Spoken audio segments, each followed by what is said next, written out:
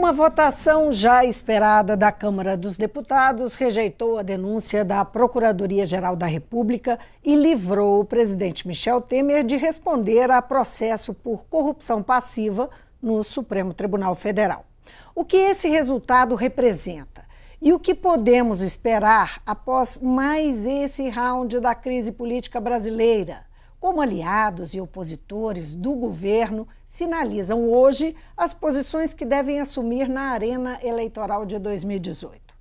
Nosso convidado é o cientista político e professor Bruno Reis, vice-diretor da Faficha, a Faculdade de Filosofia e Ciências Humanas da UFMG.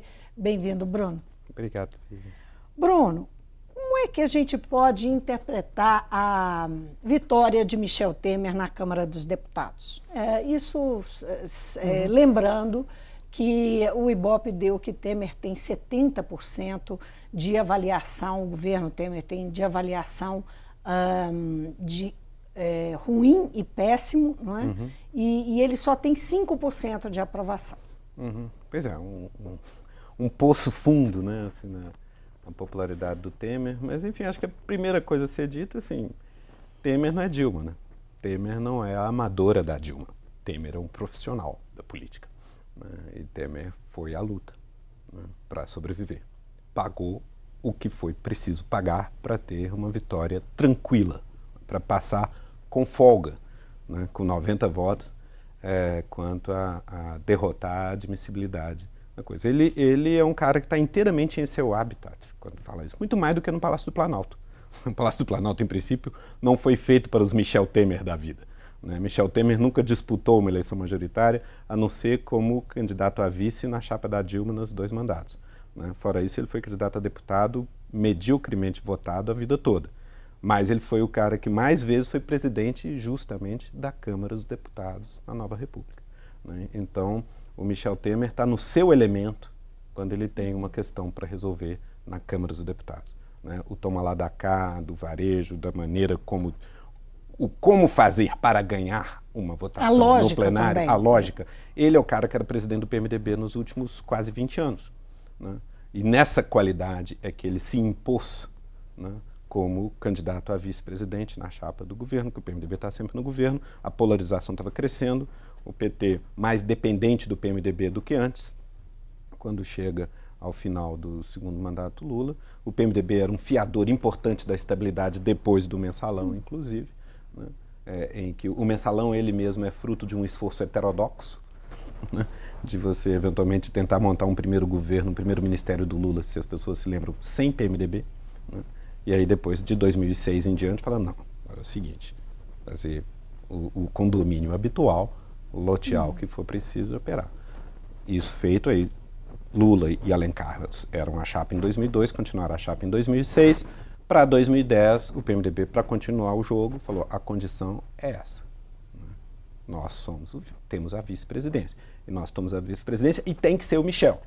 E quem é o Michel? O Michel era o cara que há décadas já era presidente do PMDB. Por quê? Ele era um grande cacique regional? Não. Michel Temer nunca foi governador de São Paulo. Nunca foi candidato a governador de São Paulo. Nunca foi candidato a senador. Ele só foi candidato a deputado. E o que ele é? Ele era um grande chefe, mal votado. Ele era um grande chefe político do PMDB? Não, porque o PMDB é uma federação de caciques estaduais. O Temer era o corretor confiável desses interesses. Então ele era o cara que servia como um corretor confiável para essa federação de caciques regionais do PMDB. Tinha um papel de mediador também? Papel de mediador em alguma medida, faz um leve trás, é um cara que está ali na Câmara há muito tempo, foi líder do PMDB na Câmara, depois presidente da Câmara várias vezes, e assim ele se torna presidente. No momento que ele se torna vice-presidente, a Dilma deveria saber, desde o início, que tinha alguém com quem ela não poderia facilitar na vida. No entanto, sim, a Dilma joga muito mal na relação com o Congresso. Poderá até se orgulhar disso, talvez, mas o desastre está aí. Chegou a colocar o Temer como mediador? Tirou o Temer da mediação? Quando era melhor, uma vez pondo o Temer na mediação, era melhor dar respaldo a ele, deixar ele operar. Tentar puxar o tapete de um operador como o Temer.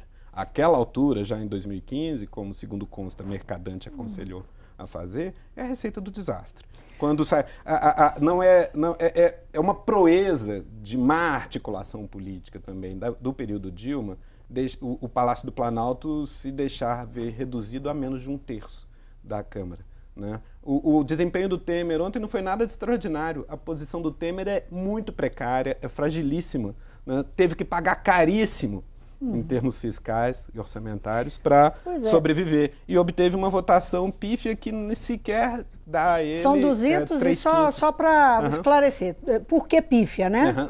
Porque, afinal de contas, 90, ele teve a maioria. De margem, né? 90 de margem sobre o mínimo que ele teria que ter, que seriam 172 votos. 1/3. Ele teve 263. 172 é 1/3. É um pouquinho mais de 50%. Né? Ele ainda tem maioria. Tá. Mas, por exemplo, por que pífia? Pífia porque a grande pauta legislativa dele desse momento é a reforma da Previdência, que inclui emenda constitucional que precisa de 3/5 e não de 50%.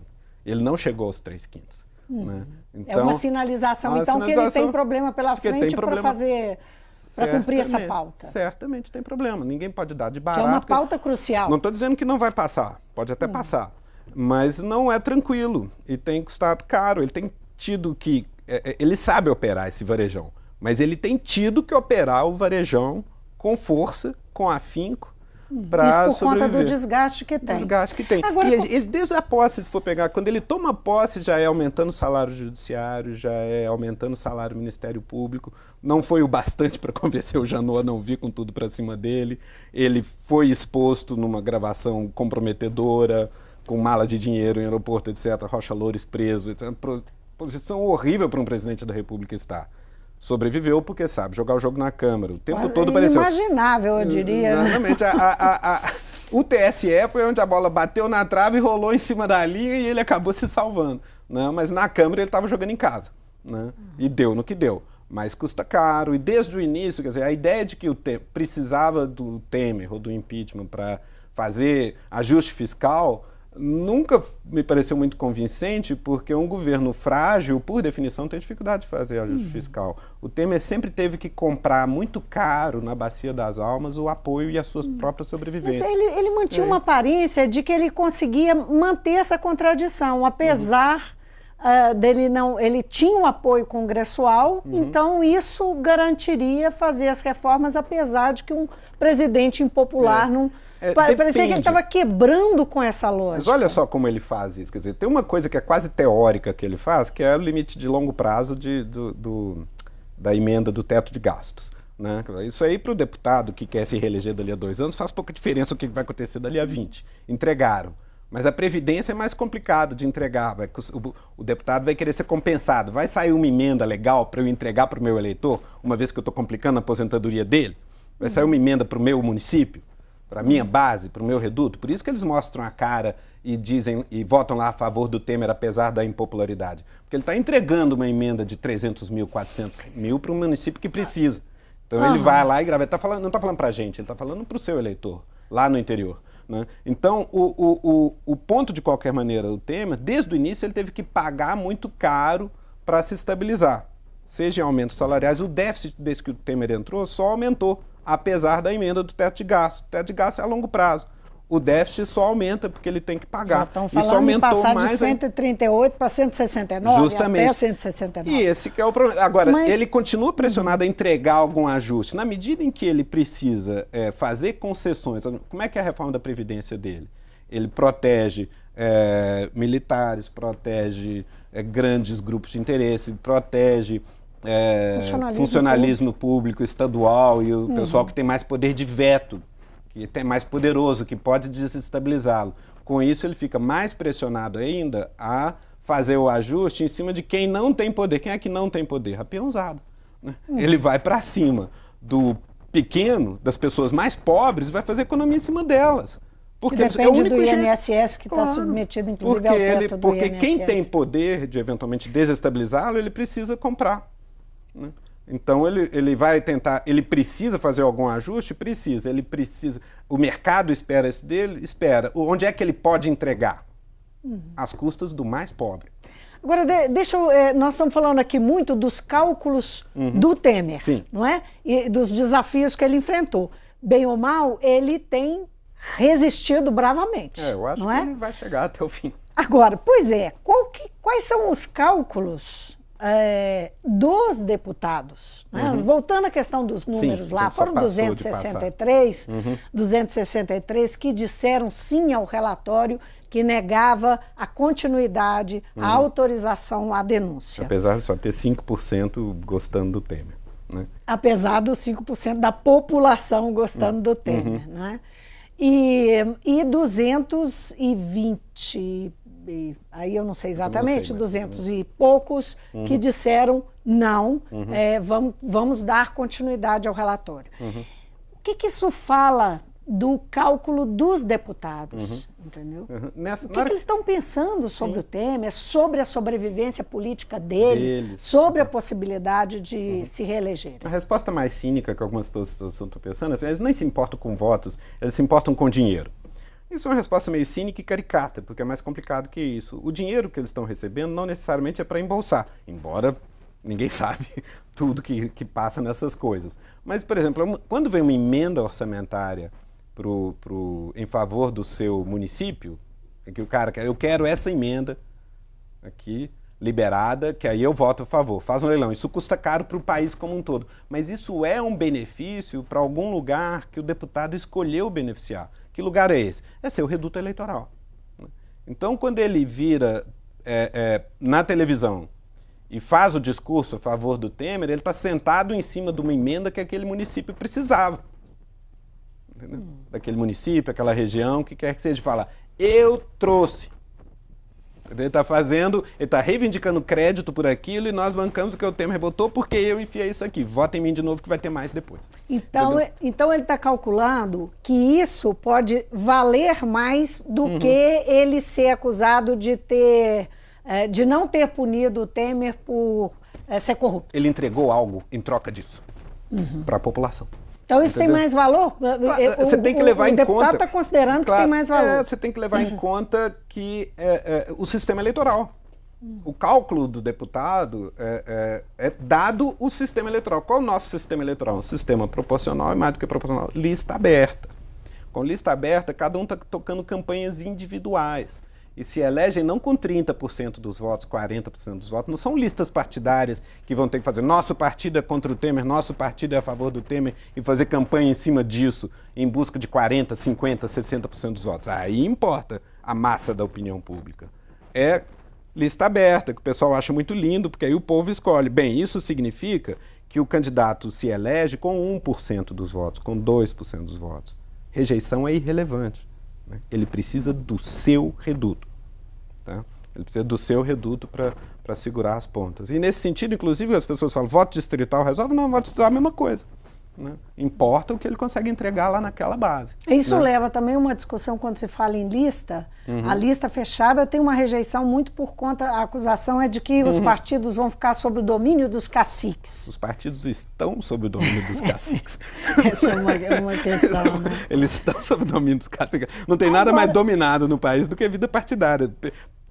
Convido o espectador a fazer um exercício de memória e tentar lembrar quando é que os partidos existentes foram controlados por pessoas diferentes das pessoas que hoje controlam os partidos. A verdade é que as pessoas, em geral, não sabem quem controla os partidos. Né? Exatamente. São os mesmos desde os anos 80. Mas esse é um assunto tão complexo que nós vamos longe nós estamos só passando por ele, porque eu queria continuar aqui sobre essa nossa discussão. O que a gente viu não nas redes sociais, mas nas ruas, foi um silêncio muito grande, né? Um silêncio estrondoso. Sim. Por quem? E isso, assim, que peso tem também sobre esses cálculos? Claro que tem peso, né? Assim, é algo de opressivo quando você tem que gritar contra a multidão, né? É intimidante. Todos nós, às vezes, temos essa experiência, né? Você está numa assembleia qualquer e tem uma opinião que acha que é diferente da maioria e fala, agora quem é contra? E você levantar a mão sozinho ali no meio da coisa. É intimidante. Quanto mais barulho na cena, mais difícil. No entanto, acho que eles sabiam para quem eles estavam falando. Aqueles caras, em boa medida, são profissionais da política e devem ser, né? Estava justamente agora mesmo recriminando o amadorismo com que a Dilma se relacionou com o Congresso, né? Esse é um jogo, é uma área difícil, é importante tratá-la com a devida profissionalismo e presumir profissionalismo na turma, porque senão a gente acaba quebrando a cara. Mas eu acho que tem várias coisas que acontecem. Primeiro, o cansaço, perplexidade geral. Quem é que estava realmente batendo panela e fazendo ruído no ano passado? Teve a turma do PT em defesa da Dilma. A energia em defesa do PT ou em defesa do Lula é bem maior do que contra o Temer, eu diria, né? Depois tem certa perplexidade quem realmente estava ultrajado, fazendo barulho naquela noite em que o Moro soltou ilegalmente gravações ilegais da Dilma e do Lula, que foi o barulhaço mais espontâneo que teve. Essa turma foi pega no contrapé, foi sinceramente chocada com a exposição do Aécio no escândalo de maio agora, né? Esse pessoal está confuso, está atrapalhado. Quer dizer, a narrativa que eu acho que era caricatamente monolítica, a maneira indevidamente maniqueísta com que a Lava Jato com frequência se promoveu e se promove até hoje, e a maneira muito monolítica, chapada com que a imprensa promoveu a Lava Jato até ali, produziu um monolitismo, um alinhamento nas opiniões que parecia muito claro para muita gente que acompanha a política só de maneira impressionista, de que lado era o lado do bem, de que lado era o lado do mal, né? Daí essa coisa do ultraje. Nesse momento, um ano depois da troca de guarda, as pessoas estão, felizmente, confusas. Porque é para ficar confuso. Entendeu? Política é complicado. Enquanto eu estiver achando que de um lado está o bem, do outro lado está o mal, eu não estou entendendo nada, tá? Isso que a política é a esfera institucional da sociedade que lida com os nossos conflitos. O problema da política não é um conflito entre a sociedade de um lado e os políticos bandidos do outro. O problema da política é que lá na política vão ser tomadas decisões que resolvem os nossos conflitos aqui. E tem gente poderosa entre nós aqui tratando de, sim, corromper a turma lá, né? E se você não tem um sistema bem desenhado para proteger o sistema decisório dessa influência assimétrica, o eleitor vai perder o controle do processo, que é o que vinha acontecendo no Brasil. Não obstante o fato de que nos últimos 20 anos nós tivemos o sistema político menos mal sucedido da nossa história e que entregou coisas importantes. No entanto, tinha melhorias para fazer. Agora, o desafio é como é que a gente melhora ele sem desestabilizá-lo. Nos últimos 3 anos, estamos desestabilizando o sistema. Tem mais um ano de Lava Jato ainda aí tem mais um ano de né? Lava Jato e depois de 18, depende do que acontece em 18, para a gente poder esperar que de 18 a 22 vai ter estabilização ou não. Nesse momento, estamos desestabilizando o sistema, piorando as condições de operação da própria economia e piorando a vida das pessoas. Ao contrário do que tendeu a acontecer entre, grosso modo, 94 e 2012. Agora, essa ainda não é a percepção da sociedade. Né? A percepção da sociedade, eu falei o ainda, porque a pergunta seguinte, as pessoas vão começar a ter essa percepção? Por enquanto, há um sentimento generalizado de que a Lava Jato está passando o Brasil a limpo, como não é muito repetido, e daqui para frente muita coisa vai mudar, alguma coisa tem que mudar e a política vai ser diferente e tal. Pode mudar para pior, né? Esse é o ponto. Está mudando, olha só. As pessoas vão ainda ter ainda vão perceber isso? Depende quem. Você está apontando? Depende quem, né? A gente andar pela cidade hoje, a gente tem muito mais gente dormindo sobre as marquises do que há 5 anos atrás, né? Claro que se pode dividir as responsabilidades por isso. Dilma foi desastrada na política econômica? Foi, sem dúvida. Há sinais de melhoria no horizonte? Não. Tá? O quadro fiscal continua piorando, apesar da agenda do Temer.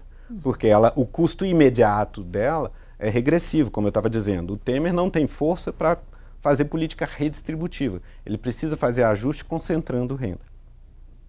Ele não tem jeito de fazer outra coisa. Ele não tem poder, não tem lastro eleitoral. Ele não tem força política para fazer de outro jeito. Ele não tem como confrontar lobbies poderosos. Mas tem uma ele só questão pode também assimilar. ideológica aí, não? É que seja, mas a ideologia, eu sempre opero assim, não, a gente fixa a ideologia, as pessoas agem conforme suas ideologias. Meu esquema é o seguinte, as pessoas agem na direção que são pressionadas a agir e racionalizam ideologicamente. Entendeu?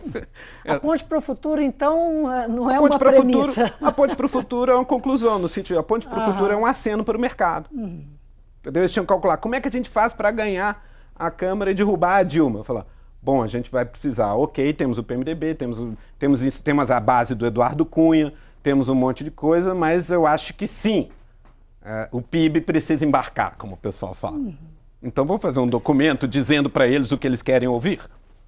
E é isso. Agora, Bruno, só assim, baixando um pouquinho para a real ali dessa arena, né, que é inevitável. Nós estamos no meio de 2017, ano Sem que vem, dúvida. ano eleitoral. Se tudo der certo. Tudo que aconteceu ontem tem a ver com 2018. Claro. Não é? Ninguém se mexeu sem pensar nisso. Felizmente, tem que ter. Tem que ter, porque 2018 está ali. Não é? PMDB e PSDB tiveram, a própria bancada, a própria liderança da bancada do PSDB orientou a bancada a votar a favor, contra o relatório que liberava o Temer, que livrava o Temer da denúncia. Não é? O partido está rachadíssimo, nós falamos sobre isso, mas eu queria que você avaliasse como é que fica, do ponto de vista eleitoral, esses partidos, como é que ficam? PMDB, que também teve defecções, que é o partido do presidente, o PSDB, que saiu rachado.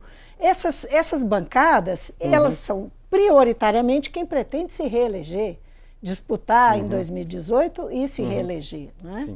E como é que, o que representa o resultado do PSDB, tanto mineiro, quanto, são várias perguntas, tanto mineiro quanto paulista. O PSDB mineiro votou em massa pelo sim, favorável ao Temer. E o paulista, em massa, contra o Temer. Só teve um voto a favor do Temer, né? Eu acho que o PSDB se meteu no PSDB nacional, o que é, sobretudo, PSDB paulista, talvez, apesar do Aécio, nessa altura não tem que preocupar mais com o Aécio por enquanto. PSDB nacional se meteu numa encrenca quando Eduardo Cunha deu prosseguimento à denúncia do impeachment, o pedido do impeachment. Porque com a Dilma presidente completamente emparedada, completamente inoperante, como tinha acontecido em 2015 e estava evidente, estava continuando em 2016 e nada indicava perspectiva de recuperação, tinha uma avenida eleitoral aberta pela qual o Alckmin trilhava fácil para ser candidato em 2018, favorito, com amplas possibilidades de ganhar. Tanto é que ao longo de todo o ano de 2015 e 2016, Geraldo Alckmin é muito cauteloso e moderado e fala, é preciso dar uma chance ao governo governar, porque tudo que queria que acontecesse era nada. Entendeu? Deixa do jeito que está, que ele era favorito na eleição em 2018 e a candidatura era dele, o Aécio, e é porque sabia disso que o Aécio radicalizou tanto no final de 2014 e começo de 2015, tentando o terceiro turno. Ele precisava anular a eleição e fazer de novo para ter a última chance dele, né? Porque 18 era do Alckmin. Né? Então, no entanto, na hora que o Eduardo Cunha joga sua cartada e puxa o impeachment, o PSDB fica sem escolha. Não tem como o PSDB, àquela altura, se manter contra o impeachment, orientar contra o impeachment, apoiar a Dilma sem correr o risco de perder sua base. Perder eleitoralmente. E o discurso é corrupção, tarará, ética, honestidade, sobretudo em São Paulo. Né? E aí você, no momento, no entanto, e eles sabiam disso, e a decisão é dolorosa por isso, no momento em que Dilma cai e entra Temer, eles viram caudatários de um interregno Temer precário, numa aposta precária. Mas eles não tinham a escolha de, não, eu não vou embarcar, vou ficar contra o impeachment. Entendeu? Porque aí eles iam perder o eleitorado. Como assim você tem uma chance de tirar o PT do poder e não tira? né? Então eles tiveram que ir. Serra jogou nessa direção, porque para o Serra interessava embaralhar as cartas, o Serra era uma carta fora do baralho, ele não tinha nenhuma chance para 18, e tentou se cacifar. Quem sabe eu viro o grão tucano de uma administração Temer bem-sucedida. É porque ele achava que ia dar certo? Não, ele estava arriscando. Ele não tinha nada a perder, né? O Alckmin perdeu. Né? O Alckmin perdeu e agora estão caudatários. Eles não acho que esse dilaceramento, essa divisão quanto ao que fazer agora, exprime o mal-estar de cada um com relação a esse dilema desde atrás. E PMDB? PMDB, afinal, vai deixar de ser o que sempre foi, aquele partido que vai dar sustentação, que vai permitir que outros assumam e governem, que façam, enfim. Né? Eu duvido. Afinal, ele vai ter candidato? Provavelmente não. Para o PMDB continuar sendo o PMDB dos últimos 20 anos, ele não tem candidato. PMDB regional. Né? Exatamente. Não. Nos estados, sim, claro, né? Mas a presidente, o último candidato do PMDB à presidência foi Orestes Quercia em 94. Né? Eu acho que o mais provável é que não lançar candidato agora. O que eles ganhariam puxando uma candidatura própria agora? Eu acho que eles estão... A posição, os interesses do condomínio, que é o PMDB, ficam melhor preservados se ele continua a resguardar para si o papel de fiel da balança. O que vai acontecer, ele não vai ter vice numa chapa do PT, talvez seja vice numa chapa do PSDB, não sei. Né? Mas a pergunta, inclusive, assim, é pensando, né, no PMDB, que pode trilhar um outro caminho agora, porque conseguiu o Centrão em torno dele de novo. O Centrão pode ganhar uma importância no jogo eleitoral? Eu acho que o Centrão fica mais confortável fazendo o varejão da conveniência, apoiando o governo que estiver lá. Não para fazer uma aliança eleitoral. Com uma plataforma e isolar e arrumar adversários, antagonistas e eventualmente correr o risco de proposição porque o Lula ganhou. Entendeu? E a oposição? Só para a gente fechar. A oposição é Lula. A oposição é Lula solto ou preso. Assim, e Lula tá a 1000 por hora. Lula tá indo para a caravana cidadania, vai passar o mês que vem inteiro agora no Nordeste, pelo interior, rodando os 9 estados. Pois é, com mais denúncia, com o Temer fragilizado e tal, tudo isso serve ao Lula, à oposição? Eu acho que sim, é uma narrativa, quer dizer... O PT está sendo acusado de que tá querendo o Temer sangrando, não quer tirar nada... É isso mesmo? Esse é um detalhe, isso é aquela... É possível que seja, vai saber, faz sentido.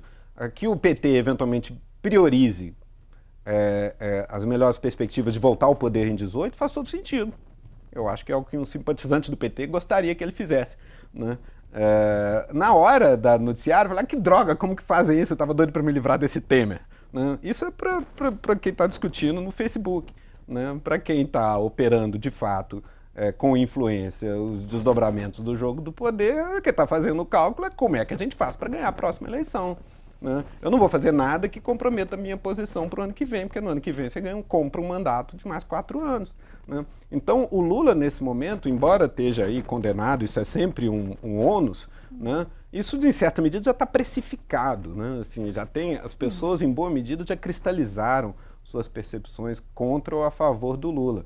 E o Lula permaneceu um protagonista. Mas com uma rejeição muito alta. Sim, e eu acho que ele vai... Eu não estou dizendo que ele está eleito, eu estou dizendo que ele vai permanecer um protagonista no ano que vem também, solto ou preso. Né? Ou mesmo solto e impugnado, que é o mais provável, né? Acaba tendo uma condenação em algum lugar, mas mesmo que seja condenado, acaba não sendo preso e tal, porque pode ser uma condenação menor com... prisão domiciliar ou qualquer coisa, mas fica fora do jogo. Se ele ficar fora do jogo, imagina o cenário. A narrativa do ponto de vista de um marqueteiro que esteja fazendo a campanha do Lula ou do candidato do Lula ficou boa. O problema é corrupção. Compara o que você tem contra a Dilma ou mesmo contra o Lula, não obstante suas condenações, e o que tem contra Temer, o que tem contra Alckmin, o que tem contra Aécio, o que tem contra a cambada toda. Né? E é fácil fazer essa narrativa. Então, não, o problema é a economia. Então, vamos comparar os números sobre o Dilma, o número sobre o Lula nem vale, né? Assim, aí até covardia, né? A Dilma cometeu um monte de erros, mas compara os números sobre a Dilma, compara o esforço fiscal que Dilma estava fazendo com algum corte e compara a deterioração fiscal sob Temer, apesar da regra para 20 anos na outra direção. Compara a dinâmica geral de desemprego e desigualdade num e no outro. E você tem uma narrativa para dizer, foi para economia? Melhorou a economia? Não, então foi para quê? Foi para combater corrupção? Diminuiu a corrupção? Não, então foi para quê?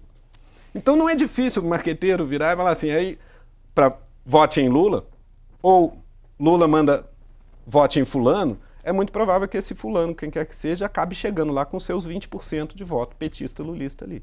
E isso pode ser o que precisa para entrar num segundo turno que vai estar muito fragmentado. E aí ninguém pode realmente dizer quem ganha, quem perde num jogo desse. Bruno, obrigada, nosso tempo acabou. Muito obrigada pela presença. Vocês. Eu conversei com Bruno Reis, cientista político, professor do DCP da UFMG, vice-diretor da FAFISH, a Faculdade de Filosofia e Ciências Humanas da UFMG. Nós falamos aqui sobre esse pós-vitória de Temer na Câmara dos Deputados, quando a denúncia foi rejeitada, a denúncia contra ele de corrupção passiva foi rejeitada, não vai mais para o Supremo. Como é que fica essa cena política e os desdobramentos dela? O Mundo Político fica por aqui. Obrigada por nos acompanhar e até o próximo programa.